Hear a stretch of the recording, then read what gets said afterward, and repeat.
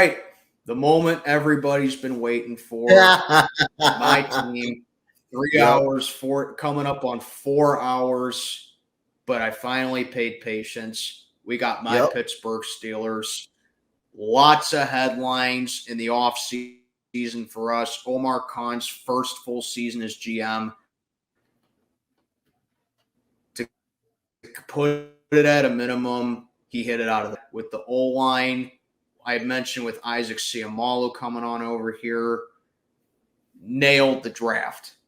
Yeah. Draft, traded up with New England at 14 to get Broderick Jones, which I'm saying right now, my honest opinion, Broderick Jones, if you're going to start him, I'd start. Yep. I'm not, no disrespect to the Texans, but if you're going to start the first three opponents or the first three pass rushers that he would have to go up against, Nick Bosa week 1, Myles Garrett week 2, Max Crosby week 3. Those are elite to great pass rushers in the league that you're throwing a rookie left tackle into the fire right there. So I would start Dan Moore at least for the first couple weeks of the season. You draft Peasy Jr. from the Chicago Bears pretty much with the Claypool trade. Kenny Pickett has made phenomenal progress in training camp in the preseason. And every time our first team offense was on the field in preseason, it resulted in touchdown drives. George Pickens, by far the best receiver on this team. Deontay Johnson has to step it up too with getting paid all that money that he had to start off last year. He had 0 touchdowns last year, which is obviously just inexcusable. Najee Harris has to have a big year this year because, he had back-to-back 1,000-yard rush seasons in his first few seasons in the league, especially behind the O-line that he had, which sounds like a dub. But a lot of Steeler fans are starting to give up on him, actually, and I actually understand why. Because you got Jaylen Warren, who has that explosiveness factor in the backfield, showed against the preseason game against the Bills a 62-yard touchdown run. Exhibition or not, I have not seen a rushing touchdown by us be that long since Super Bowl 40 when Willie Parker busted it out against the Seahawks.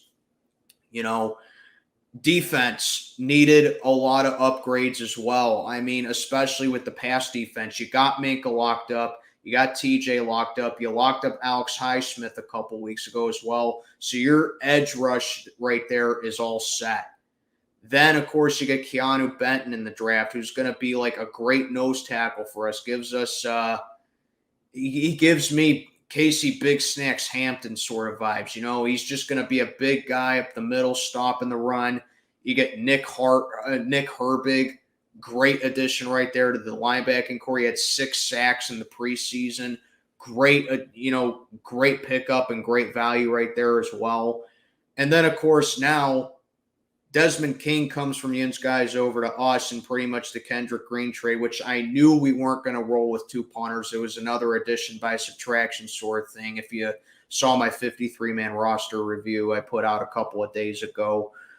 And now you have a really good problem to have as far as your pass defense goes because we know Elijah Riley can play like that nickel and slot corner type of position. But now you get Desmond King, who can pretty much do the same thing. And Elijah Riley is also a really good swing piece as far as your safety goes because you need someone to, be opposite of Minkah Fitzpatrick, who better be on the field for every single down because he's your free safety.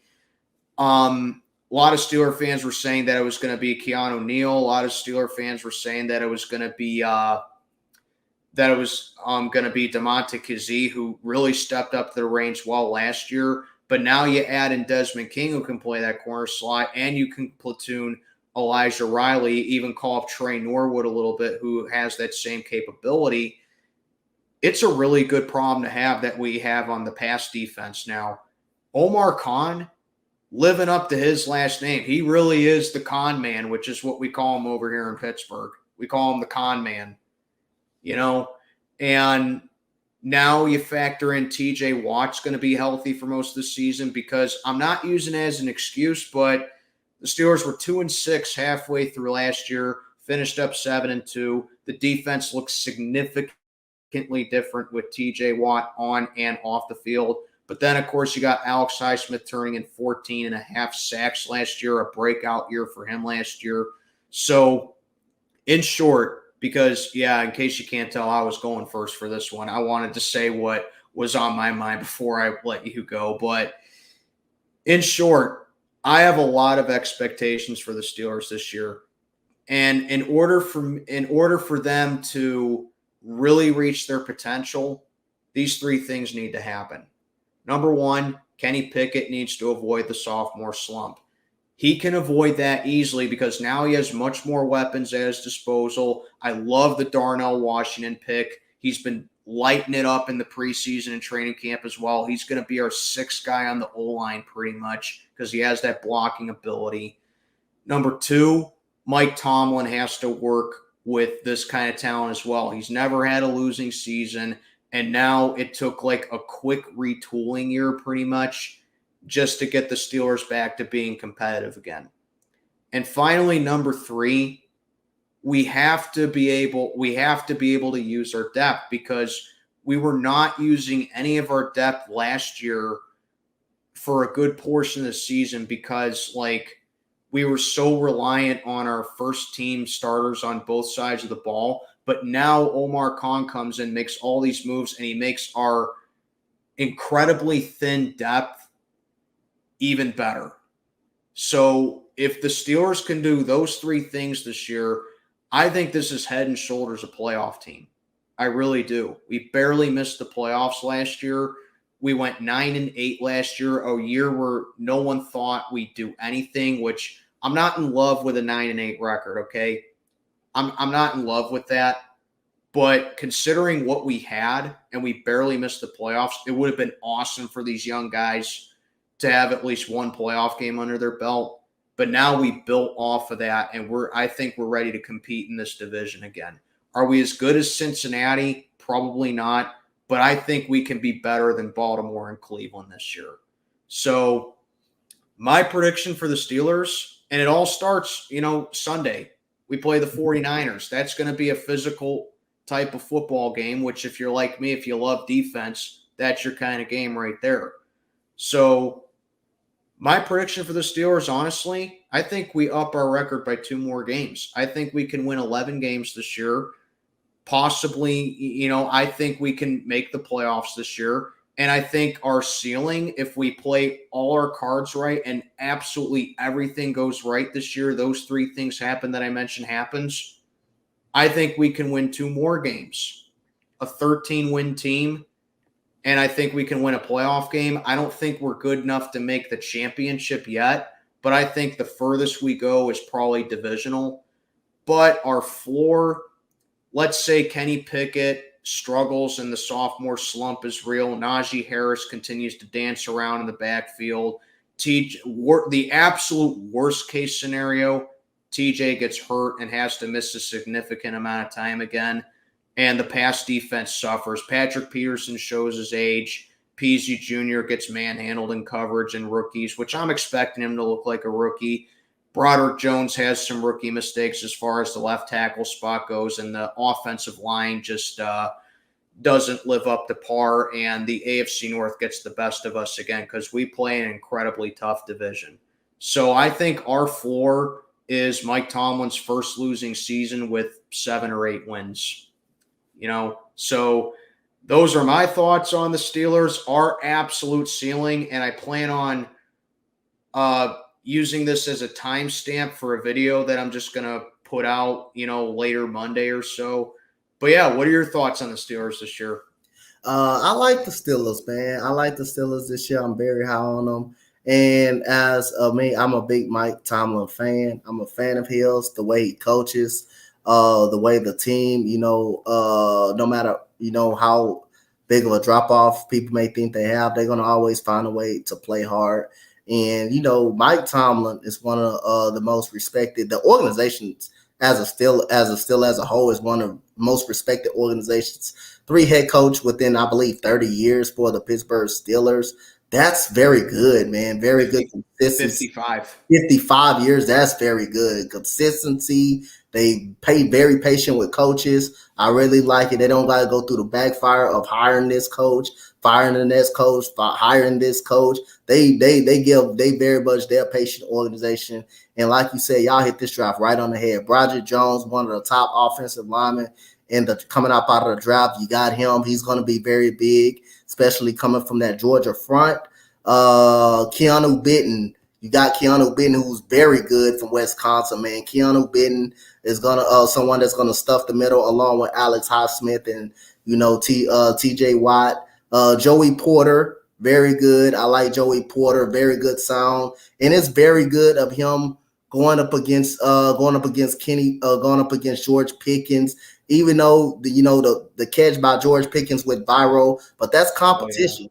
That was actually great defense. George Pickens just went up and made a play in the football. That wasn't bad defense play. Yeah, like if you actually look at the footage, yes, his coverage is perfect. Yes. You got to give it to the receiver sometimes. That was a phenomenal catch by Pickens. Yes. He went up and just made a play on the football. Joey Porter was right there every step of the way with him. He didn't get beat. He didn't get burnt. It just Kenny Pickens. Pickens. George Pickens just making a play on the football and just made a spectacular play. So I'm expecting him to make a huge jump. He's going to be one of these great receivers in this league. I actually was high on George Pickens. He had a little injury history coming out. That's the reason why he dropped the way he did. But the Steelers got a very good one, and I like Joey Porter Jr. I like Joey Porter Jr. And plus, one of my biggest guys that I like coming out of Wisconsin. Nick Herbig. I'm a big fan of the guy, man. Wisconsin has a very good tradition, man, over there. Defensive linemen and linebackers over there. They guys come out and perform right away.